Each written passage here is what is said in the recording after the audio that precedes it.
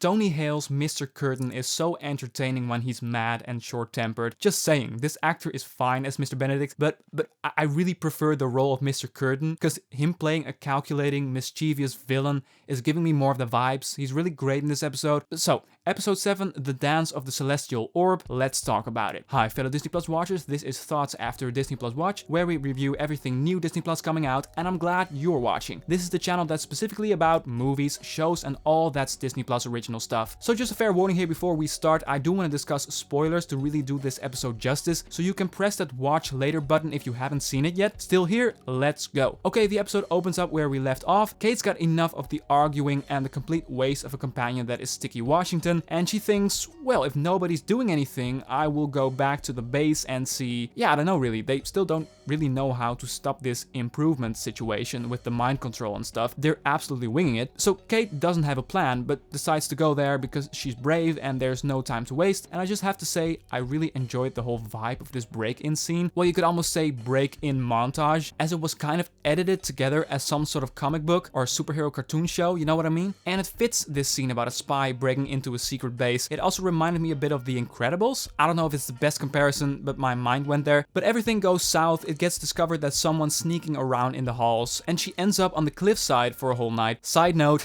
good job, I guess. I'm especially curious what she would do when she suddenly has to go for a number 2. No, not you, gross. But it doesn't all go well. Her bucket falls and gets lost in a lake. She falls to her death a little bit later, but gets rescued by Milligan, of all people. So he's okay, I figured he would. But what I really don't like is that after they talk about the mission, about Mr. Benedict's plan to abort it all, that the scene ends with the bucket retrieved. It just returns to shore with everything in it. So any potential for a little character arc where she now has to finish the mission creatively without the bucket, challenging her character, nope. The bucket falling into the water was just something that happened, moving on. Tiny bit disappointing and definitely a missed opportunity. Also a small thing that I found weird, and the reason I bring it up is that it once again perfectly highlights the thing that this show is doing sometimes, not really giving the actors good notes or creating weird character moments that mean nothing. I don't really know how to explain it, but okay. Kate asks, what do I do now? Milligan answers, the only thing you can is keep going. You don't understand. I think I do. And then there's this look on Kate's face, like she just had a great awakening, but it leads to nothing. Milligan brings up something else and moves on,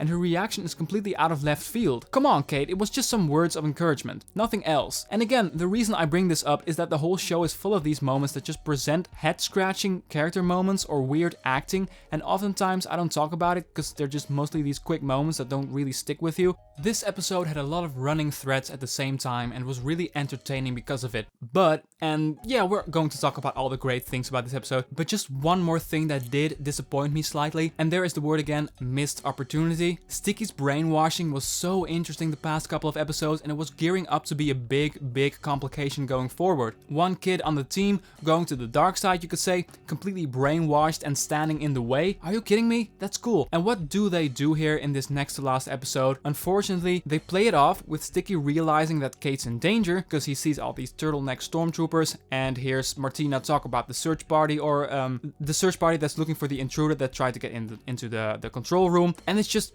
poof, gone. He shows compassion, he feels bad, and mind control program deleted. Really? Such a waste. Because we didn't yet see him completely jeopardizing the mission, maybe joining Mr. Curtin's side for real. We haven't seen much of that, because the real heat of the battle is yet to come. Why not have his redemption moment for a tense, clock is ticking kind of moment? Why waste that here? It devalues the build-up with all the scenes around Sticky in the messenger chair somewhat. I'm really enjoying the toxic friendship between Rainey and Mr. Curtin's son, and I also really liked how he discovered that he betrayed his trust, that the friendship between them was a farce, all because of this secret mission. And of course, in the letter from Miss Paramal, the whole context is missing, so he's pissed at Rainey. I do think the scene between them where they are nearing Mr. Curtin's office is a bit weird, in the sense that they're standing right before the door of his office and they're talking pretty loudly. That's just once again one of these small things. By the way, now that I'm dissecting it, overall I really enjoyed this episode, but it wasn't really one of the best. Mr. Curtin's son, I don't know why I can't remember his name name right now,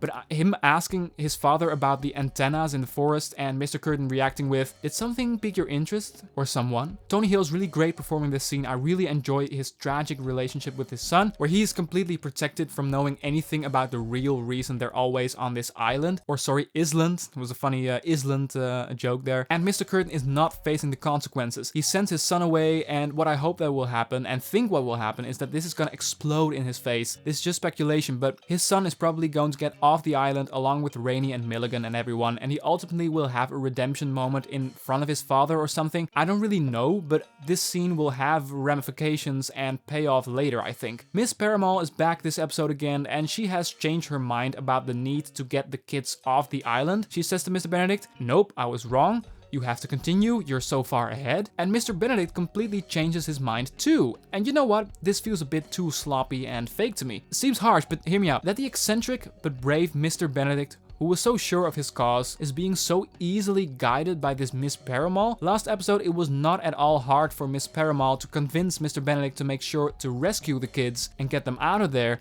They sent Milligan away in an old submarine on a very dangerous mission. And you're telling me that Mr. Benedict is now again so easily swayed by Miss Paramal to... "Oh no, oops, you're right again. I sent one of my men on a very dangerous mission to make sure to get them back. We're not even sure if he's alive. Oops, but now we're switching gears. You're right, changing the plan again." Not very believable. But you know what I loved about this episode? Let's end on a positive note, because there's a lot of moving pieces here. Mr. Curtin trying to get to Rainey, trying to get him telling the truth, Kate's whole facade in helping and supporting Martina, and later Martina finding out she has been deceived, Mr. Benedict's hideout exposed and them getting away just in time. Essentially all the pieces moving. I really enjoyed myself once again. Rainey, Sticky, Kate and Constance's secret plan and identities are really on the line here, and the stakes sure got a lot higher. Mr. Curtin in his most angry and crazy state is really entertaining to watch. That was definitely the most impressive performance this week, and I loved all his interactions with Rainey and him testing Rainey what direction of the sky was Orion's belt in. Really good stuff. The episode ends with a lot of the characters exposed and on the run. Despite a lot of small character moments that just don't make sense, this show is still doing some awkward dialogue here and there, but overall it's a good episode and a good warm up to the potentially awesome finale. I'm thinking about wrapping this up. Thank you so much for watching. I'm curious, what did you think of this episode? Be sure to let me know in the comment section. Don't forget, if you enjoy the idea of discussing Disney Plus content with us, that red button looks familiar, right? And if you're interested in thoughts on previous episodes, it's all in the description, or you can browse the channel page. Did you like this video? Then be sure to consider giving that a click.